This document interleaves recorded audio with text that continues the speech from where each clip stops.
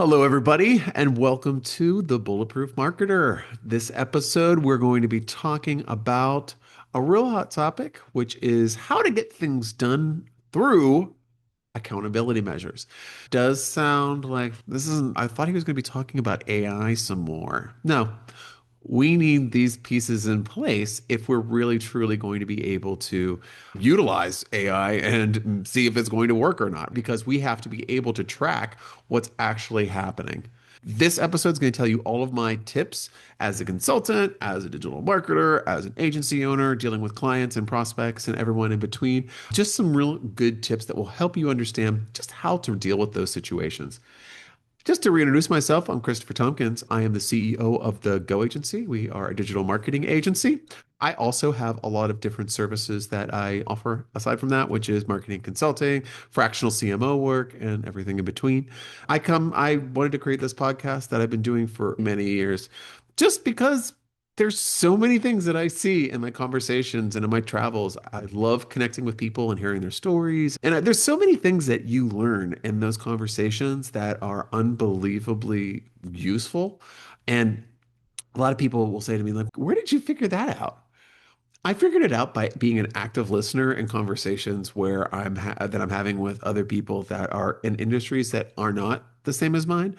But also, I actually listen to clients when they talk, and my peers when they talk, and my partners when I talk. So, being an active listener has helped me see a lot of things that other people don't see, which is pretty much how people view things and the experiences that they've had and how to do better. So I wanted to create this podcast many years ago just as another voice out there that is not necessarily screaming into the void, so to speak, but just to present those ideas so that it's easier for anybody out there to feel like they're not in this whole sense of Stockholm syndrome. They're actually they're in a safe space where we can really talk about things that are super meaningful and things that we can use on a daily basis. So, if you want to learn more about me or my agency or my services or whatever, go to thegoagency.com. It's linked in the description. Also, if you want to connect with me, and you guys have been doing it, I love that. Connect with me on LinkedIn. My LinkedIn profile is in the description here as well. Click and connect, say you listen to the show. And if you have a question or you like you have some feedback on some elements of a show that we've done before, I would love to hear about it. And actually it's funny, this show was something that I was thinking about for a while. There's so many other topics, right? There's so many things that I hear in a week. I love filling my brain with new ideas and problem solving and that type of thing. But one of the things that I've seen that's come up with one of you that have been listening, talking to you, Chicago.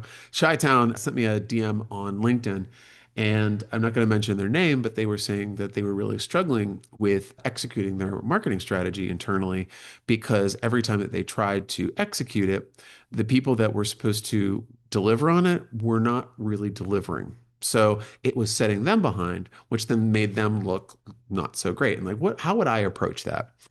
First thing I would say is, as a marketing person, grow some thick skin. Why do I say that? Because you may feel when you start out like you're the smartest person in the room and oh, I can see all the problems and I'm going to fix it. Yeah, might be true that you're the smartest person in the room and might be true that you can see all of those elements. The problem is that not everybody sees your importance or your vitality within that conversation. When it comes to marketing, sometimes it's a bit of we all know, right? I've talked about it on previous shows. It's a little bit of like smoke and mirrors to some people, whether they be C-suite, whether they be like people on the same level as you, clients, whatever. A lot of people don't understand marketing. Come on, for God's sakes, my parents didn't understand what my digital marketing agency did for a good solid 10 years. We're right now, we're going into 17 years. I don't know if they do. I still don't know if they understand. They're proud of me, which is good. But at the same time, I'm not sure that they really understand what I even do. And it's the case. It happens, right? So we want to do the best that we can do. And we have big ideas and we're full of piss and vinegar to really get things done, right? And I love that. I love that about us because we tend to be really driven people. The successful marketers out there tend to be self-starters, people they can be a little pushy sometimes, but they should be respectful. But what happens when you're in the case with like Chi-Town person? They're right now in a company, and I know that the company is centered around e-commerce, which is a challenge, right? E-commerce has a lot of different levers that you have to pull, and there's a lot of different things that you have to handle. So, what I would imagine in that case, because I didn't get so many details from you, Chai, you got to tell me more. What I'm guessing is because from my experience with dealing with e-commerce clients in the past and being on e-commerce projects, there's a lot of moving pieces and there's a lot of people in the conversation. There's going to be digital advertisers, there might be social media marketing companies, there might be influencer marketing, there might be internal boards that you have to present to in order to get the funding that you need to put into your marketing channels and programs, and so on and so forth. And then how is the delivery? What's the effectiveness? The ever wonderful attribution question that drives every freaking marketing person crazy. It's a lot, right? What do you do when you are asking for approval to move forward and people are not respecting your request? What that means to me is this. There's a couple things that you can do to automatically see if your request is weak as water. What that is, sending a message via an inter-office instant messaging and say, "Hey, give me your thoughts on this." Okay. What that does is that puts it on a channel that's meant for fast conversations. Unless you're on speed with that person and you can do that and you've gotten results on it, then yeah, stick to that. But if you are not getting results, that could be one of the reasons. Also, another thing that you might have done there is you did not say when you needed that feedback by. You also didn't say what was this associated with, and you haven't also said what was the project and what was the outcome that you want, right? So if somebody is to look at something, let's think about it like this. Is it because they never listen to you because you're such a pain in the ass? Oh, grow up. It's not why. It's because you're not communicating in a style that's going to hold them accountable to giving the feedback that you require to move that initiative forward. So let's talk about accountability. Accountability is not you must send 10 emails a day, and of those 10 emails, we need three orders, and if you do not do that, you will die. No, those are the results that you're trying to get. Those are results that we're trying to aim for and quantify and achieve. What I'm talking about is how does marketing collaborate with other people within the organization in a way where marketing can get their point across and also fully let them understand what the ask is. So this is what's worked for me over the years, and I'm going to give you a really great piece of insight here. You don't need to overwork the dough. I say this all the time, but it's the truth. If you overwork dough, it's disgusting. You gotta just knead it the right amount in order for it to be rise beautifully and work to the recipe. Again, this is something else that you mentioned. I appreciate it on previous shows. I was talking about cooking. Usually when I record this, I'm starving. This is right between mealtime and it's getting closer to dinner. So that is why that is one of my metaphors that I fall back on. But I digress. What you want to do is whenever you are looking to get anybody, if you need someone else to give you clearance to move forward on something, what you need to do is you need to make sure that they are in on the conversation early. So if someone says to me, say I'm dealing with a client and a CMO role, and I say, okay, who's the best person that I should get to review this so I can get all the information that I need? Oh, I think you should forward it to X, Y, and Z. What I wouldn't do is get the email, forward it to X, Y, and Z, and say, hey, X, Bob said that you should really get some eyes on this. Can you take a look and let me know what you think? What the hell is that? What the hell ask is that? Do you know Bob's right. Bob has identified the key people that you need to speak to. So good. You got your intel. But your ask sucked. How are you going to get your result if that is your ask? What you have to do is you have to be very specific. So, what do they know about this project? So, if this is oh gosh, I can't even think of what I would say here. Maybe it is an ebook that you're putting together to accompany a webinar that is being held. Now, the people that you're asking to review it are from a different department. They are not marketing, but they're your subject matter experts. So they might be people that work in a highly skilled area of your business, whatever that may be. But you got to get them to take a look at it.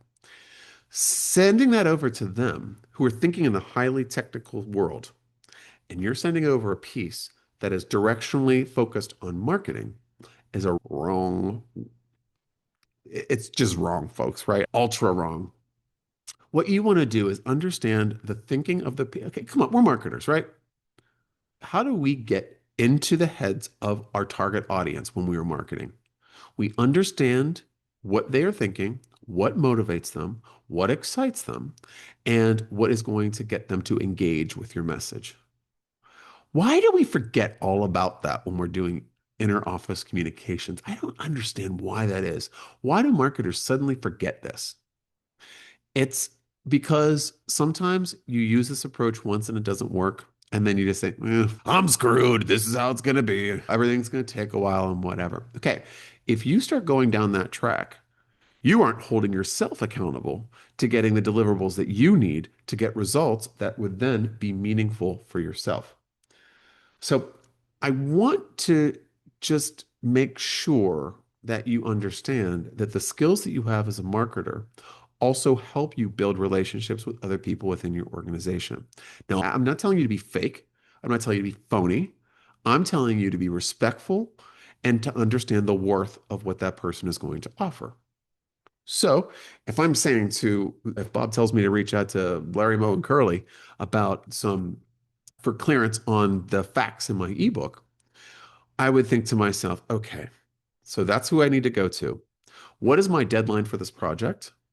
When do I need to have those edits in so I can then put into production for design or whatever the hell you have to do with it?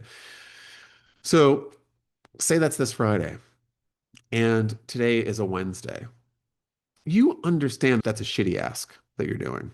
Because if you're getting three people that are in the highly skilled side of your business to turn around a marketing piece that they have no idea what it's worth in 3 days, it's too much. So, what do you do? Just give up? What timeline do you use? What I would do is I would propose two timelines and see what they would go for, two deadlines. I know you're all going to say they're going to go for the later one. But what you're doing is you're giving them a choice. You're not forcing them into something that's uncomfortable to them. Then what you should do also is, and so if I needed something on Friday and it's Wednesday when I'm finding out about it, I have looked at this project incorrectly and I've inadequately planned. So I have to change my deadlines because now I have a new piece. It's not, oh God, now I gotta get over these guys. I'm gonna miss my deadline. Sorry. Maybe you should have thought of that when you were planning it, right? We can make mistakes as marketers. I do. My gosh, am I thinking I'm infallible? I'm totally fallible. I have so many different things going at once, and I'm going fast, and I'm like getting results, and I'm solving problems, and it's exciting. And then it's, oh, shoot, I dropped a ball. Hey, my bad, guys. I'm really sorry about this. Listen, this is an ask. I'll do anything for you. Can you just help me out on this one occasion? And I would make a plea to them with that direction if it was a must have. But if it's not an essential, just deem it as non-essential. Give two deadlines, the one that you would ideally love and the one that you feel would be comfortable for them, and tell them what it is. Hi, we're going to be doing a webinar in a month, and anyone that attends the webinar, which are mostly going to be CEO level people in X industry or what have you, basically our target audience that you work on every single day, or your target client list or whatever, logos, whatever you want to call it. So what we want to do is make sure that these stats are right. Of the three of you, what do you think? Would one of you be able to handle this, or is this three? I'm happy to jump on a quick call if we need a more clarification. But here's what the webinar structure is too, just to so you can see. I'm adding a full story. Now that you're thinking to myself, oh God, they're never going to read that email. So who do you have on your side for accountability? So if you're talking to those individuals, who is the person that is their manager? You should also CC their manager on that because you are taking bandwidth from their team. So what if you don't make that if you don't have that conversational link, let me tell you what happens. And it may have happened to you before. You're going to get pissy that they're not delivering. because you didn't give them enough information or deadlines or whatever. Oh my God, I needed that on Friday. They're still not one of them has responded. This is ridiculous. Okay. You can piss in everyone's ear about how terrible those people are and how they're not giving you anything and how, oh my God, because so many marketers are very dramatic.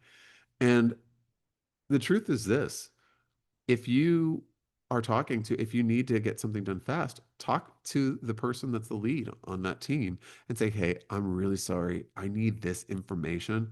Bob told me I should talk to X, Y, and Z about this. I have a quick turnaround. Can you help me figure out who would be the best person? Could you help on this? I'm really sorry, but it's urgent. All of these things, or I'm actually communicating with my colleagues as a peer and a teammate, and I'm actually letting them know why it's important, what the goal is, what the timeline is, and the predicament that I'm in. Now, if you have a longer run up, this is not a problem. But we're marketers, right? We get these crunched up deadlines on the reg. We get, oh, hey, I have a major meeting in 2 days. I need a 45-page proposal and PowerPoint slides to be associated with it. And can I get a leave behind as well? Sure. It's that's not shocking to me. It's happened to me time and time again, and I've just built that into my structure because I like to say yes to things because I feel that yes will bring you closer to a mutual understanding when you are working on projects together rather than saying no or maybe or ignoring. That does not build any sort of fruition of relationship. That does not make anything really that solid. Now, I know the topic is accountability, and I've talked about a few of these other things. All of these things fall into place because holding people accountable, in order to do that, you have to create such strong guidelines and deliverable and really spell out exactly what you want. And then when it's not delivered, you go back and you ask why it hasn't been delivered on that date. Now, when we're talking about that, the next stage of accountability. Okay, so real quick, when you want to do something, when you want to make someone accountable for an assignment, for example, oh, we work on ClickUp or oh, we work on Asana. Oh, got you covered. What you want to do is you want to make sure that you understand the correct channel to reach that person in which they respond in detail. So where can they ignore you the easiest and skip that channel and go to another one where you actually get some engagement? I feel like deadline projects that are meaningful to an organization should be sent via email and also have a CC to a superior. Anything that you have deadlines around should be brought, the superior should be brought in, or the manager of those individuals should be brought in just for visibility. Because what if they say, oh man, the marketing guy is bugging me all the time. Oh God, this is like the fourth time they've asked me for this stuff. Have you ignored it? Because I got the email and it said that he needed it last Friday. He apologized. He gave you all of the details and gave you two different dates. You didn't respond to that at all, as I can see, because I'm on the stream. What's the problem? What? Because you want to be able to breed understanding and don't get thrown under the bus because you're asking for stuff. Everyone's busy. But the thing is that as a marketer, we can never say no.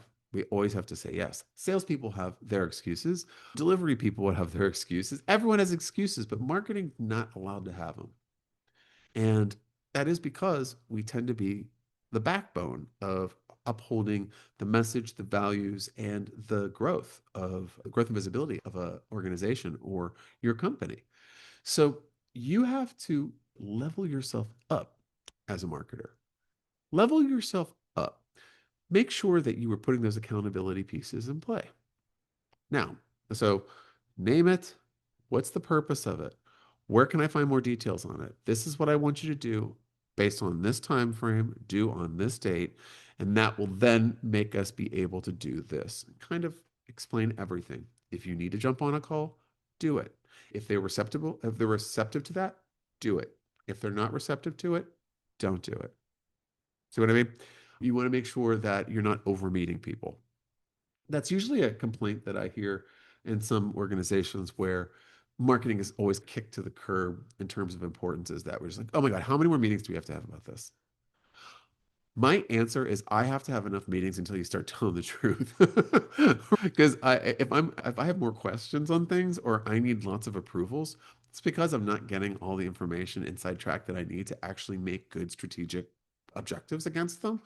Sorry, meetings are necessary sometimes, depending on the team. But again, even in those cases, it's finding the next person that would be more qualified or more engaged in that sequence that you can then help hold accountable to those deliverables. Now, what happens if things are missed? This is not the fun part. Okay. Why would you BCC or CC the superior to let them in on what's happening? And then you can then do the same email to the team when I would hit people on the date that things are due. Generally speaking, and I'm not talking to everybody out there, but it's most of you out there. When there's a deadline, the deadline is when things need to be done. It doesn't need to be done by that date, it needs to be done on that date. Everyone manages their schedule differently. I get it. I'm a work ahead person, but I'm a rarity a lot of the times when I'm working with teams. Cool. Everyone does their own thing. You just have to acclimate to the pace. But what I got to tell you is that if you have people that you're working with that just do everything at the last minute, the just to let you know, those are the people that are going to miss deadlines. So you should put in your first check-in pre-deadline the morning of the due date. That could spring morning action. So my hot tip is if you have a team that starts at 8 o'clock, make sure that before you leave the previous day, you schedule an email to go at 7:30 to hit them that hold them accountable for whatever deliverable that they need to hit on that date. What will happen is people like to get rid of stuff that is in their way first thing in the morning so they don't have to mess with it later. But then you have other people too that are going to leave it to the end of the day. It's just what it is, but it's a tactic that you can try. But keep holding them and giving them a reminder is part of the deal. I would say I'm working with adults. These are all capable people. Why can't they manage their schedule? I don't know. Email me if you know the answer to that. But I know a lot of people. I've worked with a few different partners over the years where every single one of them calls a meeting and it's 10 minutes late start. And that is their vibe. So cool. No problem. That's what they do. So I understand I have 10 minutes whenever I'm booked out of a meeting to do something else in that time frame. Do I get on the call and wow, glad you can make it? No, I acquiesce to their style and I fill my time and use it wisely. Okay. So let's talk about what happens if it's Monday and that Friday deadline's not met. I would then check in again via email first thing in the morning with everyone that you've asked on a question saying, hey, everybody, we missed the deadline for Friday and I was due to start working on this project today. Is there any way that you can get this done? It's absolutely ASAP due.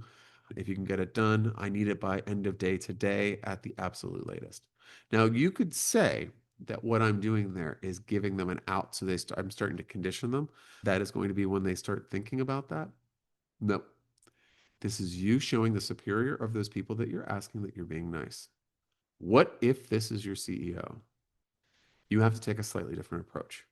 Because if this is the person that is paying your health care, you don't want to be saying, oh, naughty girl. No, no, shame, shame, shame. Why didn't you get that finished? Nobody wants to hear that. Get the hell out of here. I'm like doing mergers and acquisitions and I'm like doing over this and I'm flying over here and I'm a high powered CEO. That's the truth. They have a lot on their minds. They're thinking about a lot of different things. So you have to make an appeal that as to what it is linked to.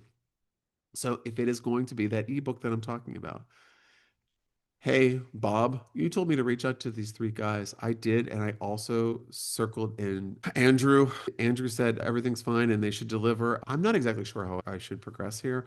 I'm concerned about the delivery here. This is the deadline that I gave them that was very clear. Hopefully, they would step in and say something for you. If not, they might say, go back to Bob and tell him. Bob's the one that's going to be able to talk to you about it. That's fine. Then you go back to Bob and you have the same approach to Bob. Is this ideal? No.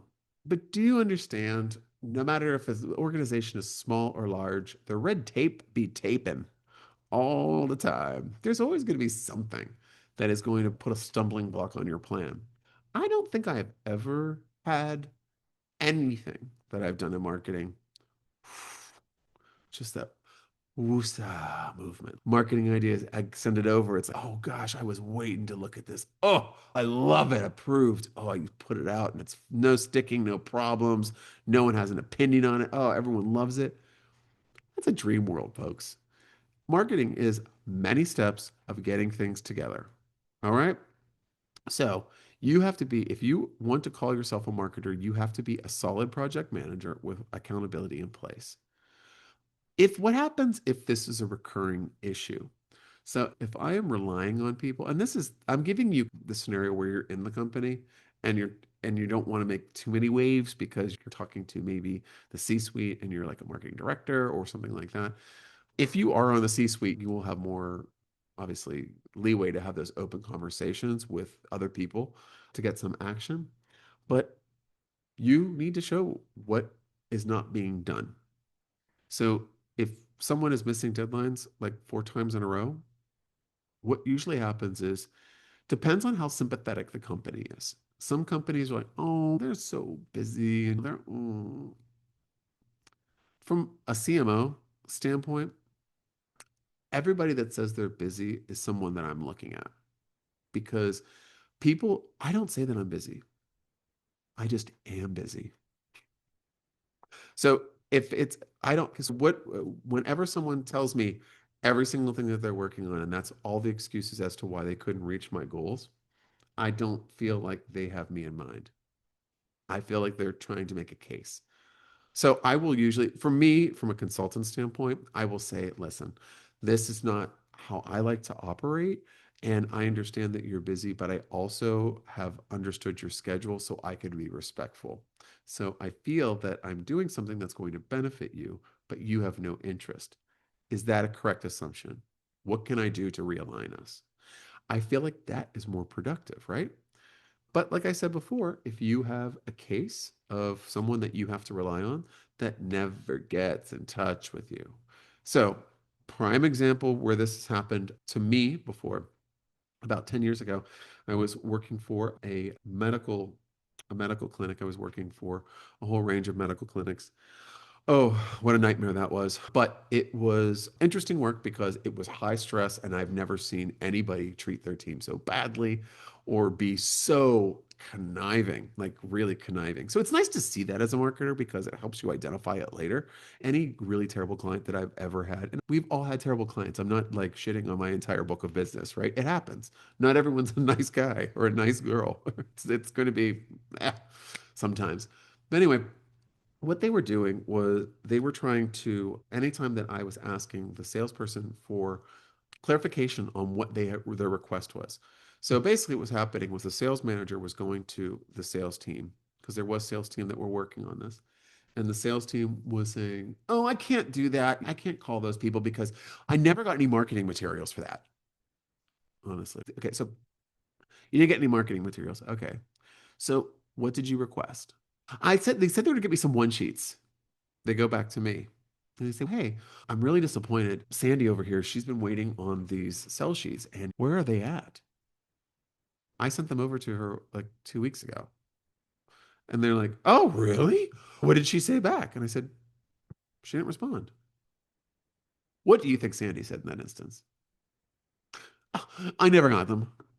No, he's lying. Luckily, I put read receipts on all of my emails and I was able to produce that because I knew Sandy was a liar and I had to hold her accountable. Why? Because I do not like when that happens. I'm trying to help and provide support, and that's what I'm getting paid for. And what my joy is when I'm able to create something that's going to help you out and get you more engaged with your process and make you more successful. So things like that I don't love. But that's a case in point too. That's an accountability measure. I have that read receipt for that person, anything I sent to them, and then I would screenshot it, take it, save it, and put it into the file that I had labeled Sandy Accountability because I knew that she was going to be a problem. Now, that's an extreme case. There's other cases where you just know people don't have good time management skills. You know what? If that's the case, maybe you need to not call on them. Or maybe you have a meeting with them and you tell them some of the problems that you're having, relate to them as a coworker, as a partner in the project. All of these things are really important because when you are, and this is why I said if you're dealing with a CEO or you're dealing with your superior, it's a little bit more challenging. But what I want everyone to understand too is if you've never been a CEO, you don't know what we have to deal with. And I'm a CEO, so I'm able to appeal and understand the stress, appeal to the thought process and also how the feelings that you have as a CEO. There's stress, there's uncertainty, there's curveballs, there's staff that just leave, there's staff that will post hateful messages about you, even though you never did anything to them. There's all these different crazy things that you have to worry about. And maybe that keeps you up at night. Or maybe that keeps them up at night, rather, not you. So you have to lead with a little bit of grace and you have to understand maybe the COO, the person that you're talking to on a project, and you're trying to get them to, you're trying to support them on an initiative and they're just really resistant. It's really labeling that resistance and then meeting on a level playing field and then understanding that, hey, what we'll do to make this really easy for us is I'm going to put a deadline and a time due date on everything that we do so we can really see the milestones of this project moving forward. That is what milestones mean. So if you've ever been in a program like ClickUp or Asana or whatever the hell else is out there, you can very easily create project milestones. So if you have a project and you have milestones and you have a whole timeline, maybe let the team know. That could be actually a pretty good thing to let them in on. Here's the bottom line on accountability, and then I will get off my GD soapbox and let you guys go back to your lives. I am such a firm believer that creating boundaries is really important for your own mental health and your in protecting your own self-worth. As a marketer, it's very challenging sometimes to feel worthwhile and to feel treasured and excited and rewarded and whatever. And if you are in a situation as a marketer where you are getting heaped on praise, you should really treasure those moments because of not every company is like that and every organization is like that. If your company is really lovey-dovey with the marketing, you're in a good spot. So you might want to see how you can keep that going because that could be some place to grow. But if you're struggling as a marketer and you don't know, how you can get projects going forward, and it's no one listens to me, and then I know I've been there. You need to try new strategies. You need to start executing some of your own marketing strategies internally. And how can you get everyone that you're working with to latch onto your ideas? These are things that are really important, not just to meet timelines and get things done in a timely fashion, right? Has more to do with overall business success. How are you going to get a great measurable result if at the end of the day, no one's helping, no one's listening to you? And then, oh God, now my project's late. So now, and you're going to start slipping in terms of your engagement with that project. Then it's over. Say the project's done. Your boss asks for a wrap report and just can you present to the leadership team on Monday the results of our webinar? And you're like, shit, they're terrible. Why? Because you just lost your way. You let everyone push you to the side. You did the best that you can do. But I'm saying there are ways of doing better, and it's going to be in the interoffice communications, holding people accountable, and making sure that people understand the purpose and the goal of what the ask is. Don't just say, hey, can you look at this? Look at what? I'm freaking busy. I just got 75 emails. I've had 4 client cases I'm working on today, and I'm also writing an article that we have to put in this research paper. Yeah, let me just look at that. Do you not feel that that is an honest reaction from someone who is doing all those things? Yeah. So you need to find out the bandwidth of the people that you're asking things from, true bandwidth, and just be respectful and make sure they have all the details to give you what you need. All right, folks, that's everything that I have to say on this episode around accountability. Hopefully, give you some new perspectives on how to make that work for you. Whether you're in marketing or sales or account management or what have you, all of these things do really ring true. especially if you need approvals and you need ideas or collaboration. These accountability factors are paramount when you are launching those projects in order to get the results that you want. All right. So, folks, if you want more information and wonderful insights from the voice of Christopher Tompkins, please can subscribe anywhere that you are listening to this, or if you're watching this on YouTube, definitely subscribe to our channel. We do new episodes every single week. Also, if you want to, a bonus move is if you go into our show description, you'll see a sign up link for our newsletter. We put a newsletter out twice a week. It's not salesy. It's just all the cool stuff that me and my team at the Go Agency have seen that we think you should be seeing, much like this, which is like my insight from my actual interpersonal relationships. We also have things that are based on trends around AI, social media marketing, digital advertising, and everything in between. If you need anything from me or you have some questions or comments or future show ideas, please click the link in the bio here on the show description for my LinkedIn. Request me and ask me anything you want. I'm here to help folks. Until next time, Christopher Tompkins for the Bulletproof Marketer, signing out. Take care, everybody.